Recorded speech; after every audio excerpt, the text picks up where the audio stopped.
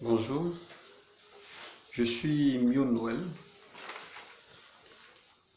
Aujourd'hui, je vais vous parler du changement de mentalité et de comportement. Dans le cadre de notre projet, il est très important de parler de changement de mentalité et de comportement. D'abord, c'est quoi la mentalité? La mentalité, c'est l'état d'esprit, l'habitude de penser. C'est ça la mentalité. Le comportement, c'est un ensemble de faits de tous les jours, à répétition. C'est ça le comportement. Alors donc, le comportement agit selon la mentalité. Tu réfléchis, tu décides et puis tu fais. Le comportement est lié à la mentalité au fait. C'est pourquoi on ne peut pas parler de changement de comportement sans parler de changement de mentalité. Parce que la mentalité, c'est changer la pensée de la personne. La mentalité, c'est la pensée même de la personne. Donc le changement de comportement, tout simplement, ça veut dire changer cette façon que nous avons maintenant de penser et avoir une nouvelle attitude, une nouvelle façon de comprendre les choses, une nouvelle façon de vivre les choses, une nouvelle façon de se comporter. Donc le changement de comportement, ici dans ce que nous allons développer, c'est une façon de dire je renonce à mon ancienne habitude. Et à partir de maintenant, voilà comment je veux me conformer, voilà comment je veux réagir, voilà comment je veux réfléchir, voilà comment je veux me construire, voilà comment je vais faire. C'est ça. Il faut réfléchir d'abord avant d'accompagner par les actes. Les actes, c'est ça le comportement. La mentalité, c'est la pensée. Les décisions que tu prends toi-même avant d'agir, c'est ça. Donc, dans le cadre de notre projet, comme je le disais tantôt et comme je l'ai déjà dit dans la vidéo passée, à chacun son toit, il faut changer de comportement. Il faut que nos anciennes pensées, qui sont de construire après avoir fini de planter, de construire des maisons en bois, en investissant assez de millions, moins 2 millions, 2 millions et demi, pour d'autres qui vont jusqu'à mettre les carreaux dans ces maisons.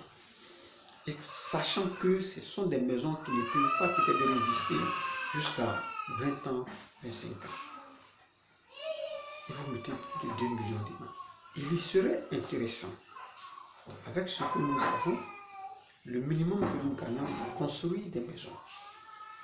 Des maisons avec assez de moyens. 2 millions, pourquoi ne pas se forcer? À partir du moment où on peut gagner 2 millions sur le champ et se construire cette maison, c'est que si le processus est étalé sur un certain nombre d'années, on peut réussir. Je veux dire quoi? Quelqu'un qui prend la décision sur lui de construire en un an une maison qui lui coûte environ 2 millions. Cette personne, sur 3 ans, peut se construire une maison qui peut lui coûter 3 millions, 4 millions, voire même 5 millions. Puisque la maison que la personne va construire sur les 5 ans, ça sera une cotisation que la personne fera pour pouvoir construire cette maison. Alors, elle pourra, si tu te donnes les moyens de construire une maison de 1 million, 2 millions, et tu peux te donner les moyens de construire une maison qui peut être construite, selon le projet, elle peut être construite la même année. Mais tu as jusqu'à 3 ans pour finir de payer cet argent. Donc, le changement de mentalité et le changement de comportement. Dans notre cas, nous avons travaillé. Nous avons travaillé, aujourd'hui, on bénéficie. Il faut que nous comprenions maintenant que ce que nous sommes en train de faire, les maisons que nous sommes en train de construire, ce ne sont pas des maisons qui font, en fait, qui sont liées au développement. Ce n'est pas possible. C'est pourquoi quelquefois, il est important de voyager, il est important de se déplacer pour comprendre. À Boaké, j'ai vu des femmes, elles ont vendu de la ticket, elles ont construit des maisons en dur. C'est-à-dire, elles ont plus que ce que nous avons, mais elles ont construit.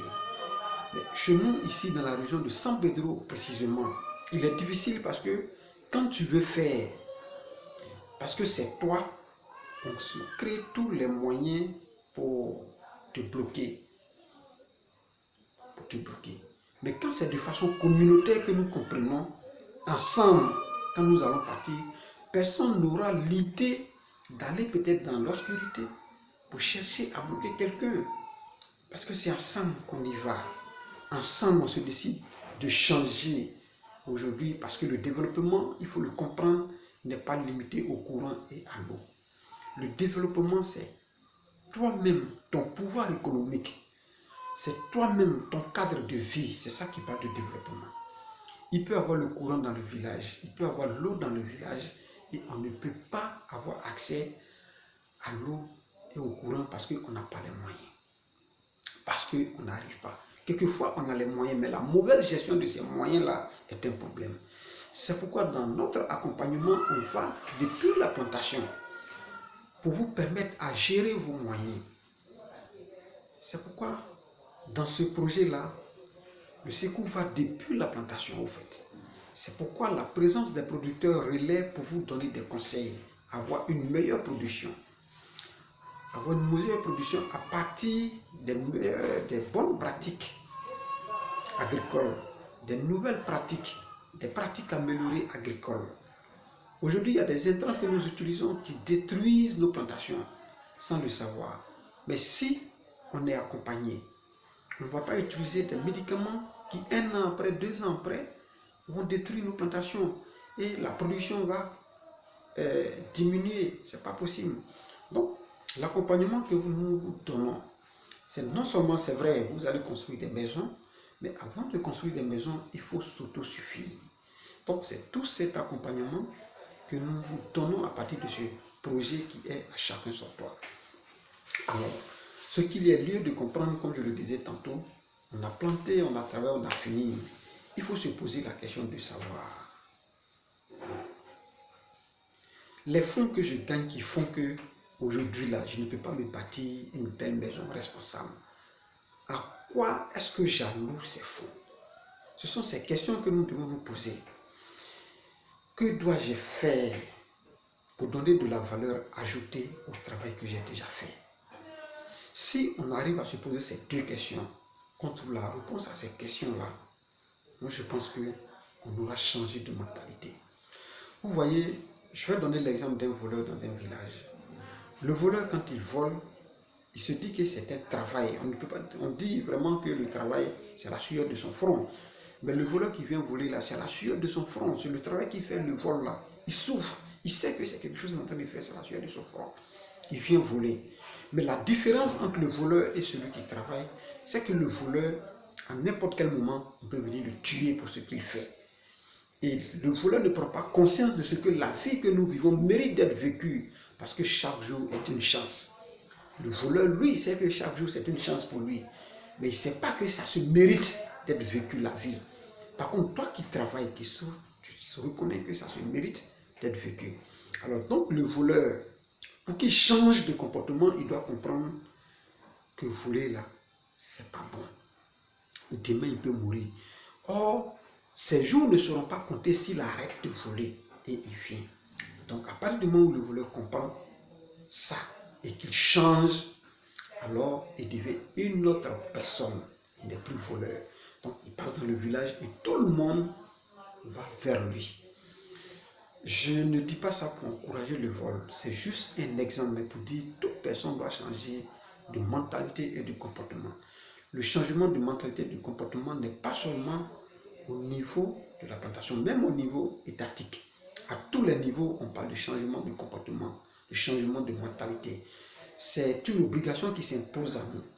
Mais dans notre cadre spécifique, le changement de mentalité, c'est de changer nos anciennes habitudes. C'est de se poser ces deux questions-là. Et ce sont ces deux questions auxquelles vous et nous allons essayer de répondre dans la prochaine vidéo. Dans nos prochaines vidéos, nous chercherons à répondre à ces deux questions-là. Ces deux questions que sont, je me répète, en quoi est-ce que j'alloue les fonds que je gagne?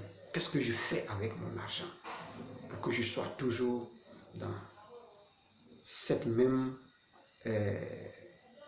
position-là. Maintenant, qu'est-ce que je dois faire pour m'améliorer? Je vous remercie.